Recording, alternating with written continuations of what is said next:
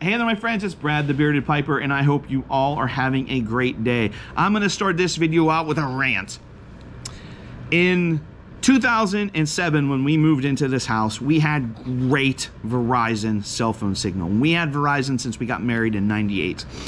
And then we got our smartphones in 2009, we dropped our landline, everything was great, and then in 2014, our cell signal went poof, just gone. And I was on the phone with Verizon, and we found out that they had a relationship with whoever the heck owned the towers at the time in our area, and they ended that relationship and they took their transponders down. So we went from excellent service to marginal service. So they sent us a network extender free, so we didn't leave as customers, because I had a work phone at the time that was AT&T, and I still had a pretty decent signal there. Still wasn't as good as what our Verizon signal was before that. And then through the years, it's gotten better and better and better and better, and then they have all these new towers out, and everything is great, and we have excellent Verizon cell phone signal. It was just fantastic. Now, when I'm out in the garage working, I'm too far away from my modem and the network extender, the modem, the whole bit. So out in the garage, I have to connect to a mobile hotspot through my cell phone, which has never been an issue. Never, ever been an issue. Since I rejoined my pipes back in September of last year, this has never been an issue. And then out of nowhere, pow, the last week, we have 5G out here in the garage. Now, let me tell you something. In southwestern Pennsylvania, in rural southwestern Pennsylvania, that extra G means goodbye cell phone signal. It stinks.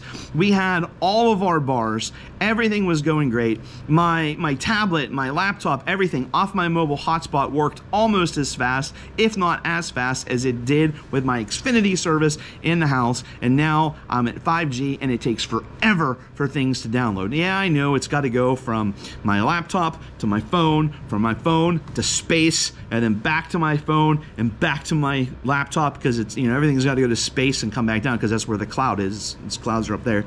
So I am just irritated, but that's not exactly the reason why I'm doing this video. I just had to get that off my chest. Oh, by the way, I'm enjoying some Gone and Hogarth Black Cherry Twist in this beautiful Savinelli Punto Oro that I won from Dr. Rockwood. And let me tell you, this stuff is really wet. I cut it up the first time I enjoyed it, which was the only time I enjoyed it. This is my second bowl of it. I cut it up, and I cut too much of it up, so I put it back in the jar with the rope. And today I got it out, and I left it sit, because I was gonna have a bowl last night, but it was just too wet. So I let it sit for a good hour and a half, and it's still really, really moist. So I'm having a hard time keeping it lit. But anyway, the reason I want to do this video now, after we are over 3 minutes into it, and I got off my rant about 5G, because that extra G means gone, I want to do a VR to Kevin over at JerzPiper. And now I want to correct anybody that thinks it's JerzPiper, because that's what I thought. But I had the privilege of meeting Kevin in November when we did the Boswell's meetup. Kevin made the trip, and he's a great guy, really, really nice guy. Gotta check out his channel. I'll leave a link to his channel below, because I don't get in trouble for leaving those links. And go check him out. He's doing a giveaway for 200 subscribers. Now, he's giving away some really, really nice pipe stands that he made, and a couple tins. He's giving away 2 prizes, a pipe stand and a tin of Whimsical is each prize. And the pipe stands are beautiful. But Kevin, please do not enter me into the giveaway. I have won 4 giveaways this year, and I think I'm going to take a break from entering the giveaways to give other people a chance, because, you know, I've never been this lucky in my life, and I'm afraid if I get too lucky, it's all going to run out, and then I'm going to end up with 6 Gs, and it's going to be completely gone. So Kevin asked the question, with New Year's coming up, what is a memorable New Year's celebration that you have? Is there something that you do every year? Is there something that, you know, is there a tradition, or one year sticks out more than another year, or something to that sort? At least that's how I interpreted the question. And this is really we do different things every year for New Year's. We don't really have a tradition, but for the longest time, before we had moved to this house, when we still lived in Westmoreland County, now we're in Washington County, we would have a New Year's Eve party at our house. And we started it out when we lived in a townhouse, and then we carried it on until when we moved into a house. And then when we moved away, which it's only half an hour, 40 minutes from everybody, but it's still too far on New Year's Eve for people to come to our house. I think we had one, maybe two, and the first year some people came, the second year few people came, and then we just stopped doing it. But we had a year where it was her mom and dad, her aunt and uncle, and a bunch of our friends. And it was really cool for me because these are friends that I actually grew up with. And, you know, I mean, we went to school from kindergarten on together. They lived on, again, I grew up in a rural area, so they lived in the area, you know, I guess you could call it a neighborhood.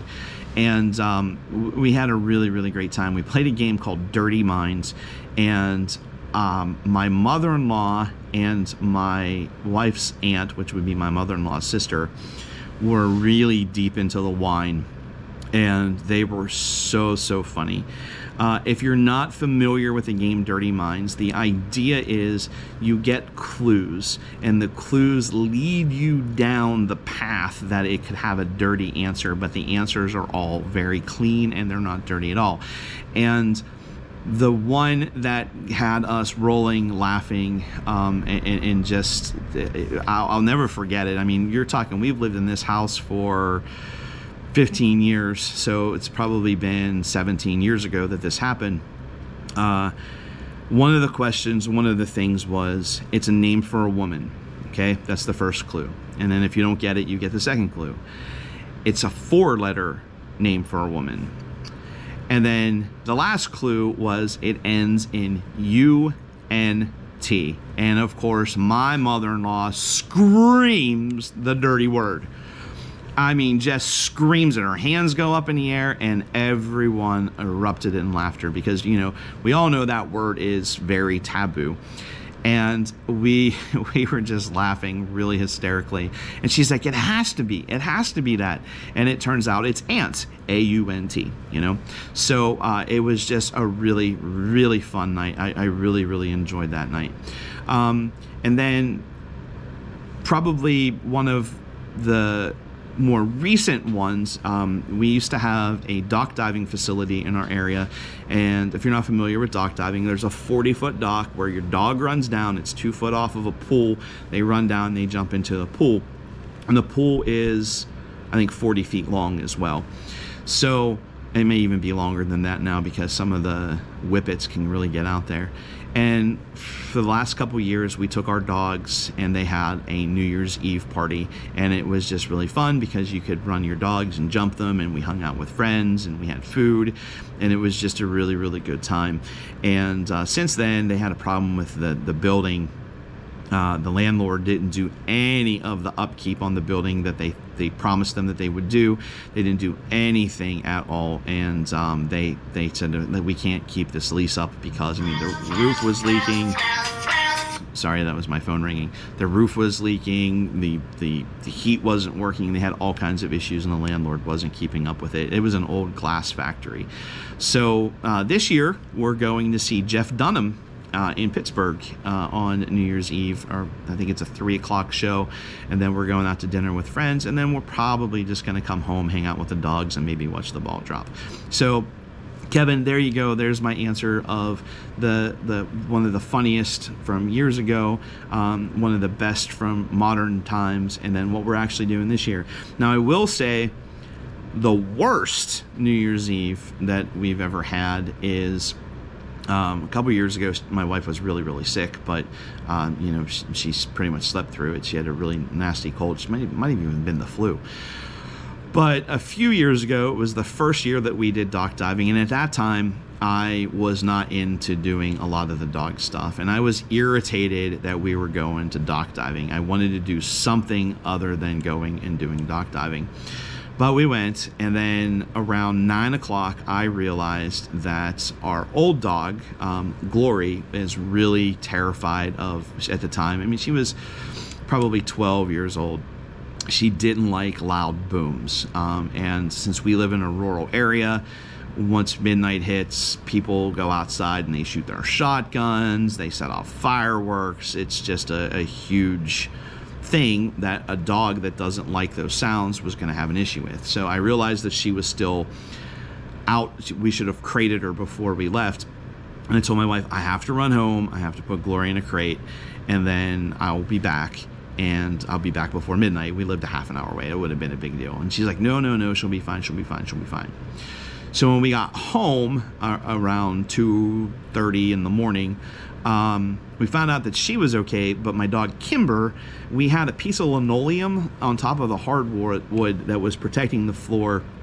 We had a litter of puppies, and we moved the dog's crates in there, and we didn't want the crates to scratch the hardwood floor, so we put a piece of linoleum down. And my wife said, just leave it here, you know, just don't worry about it. It's like not like we use that room for anything anyway.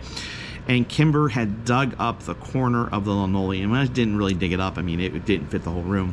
And she ate a huge section of it, which meant we had to use the peroxide. I'm not gonna go into it because I don't want to give any veterinary advice. But we made the dog vomit, and I couldn't believe how much of this that she ate. And then a week later, she had to go in for surgery because it didn't all come out. So that was the worst year that that we had. It was a, you know, her eating that and then needing surgery a week or two later. So, but Kevin, thank you very much for your content. Thank you very much for doing the giveaway. Thank you very much for all that you contributes to the YTPC. Is very much appreciated. So I'm gonna try to keep this black cherry twist lit and not scream off my head because that 5th G is here. So until we talk again, my friends, remember, it is better to pack your pipe light than it is to pack your pipe tight.